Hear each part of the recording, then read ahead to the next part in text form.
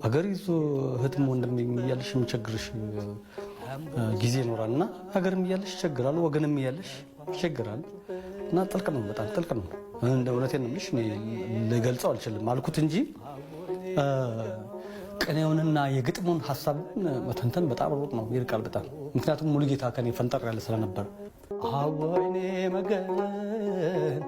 አወይኔ መገን መላና ባላውን አጣኑ ፈልገን እንዲህ ሩቅ ነው አጥያና ወጋገን ይቸግራል ለካ አገር ይዞ ወገን መላና ባላውን አጣኑ ፈልገን ና መገና መገና መገና ና መገና መገና መገና ና መገና መገና ና መገና መገና ና መገና መገና ና መገና መገና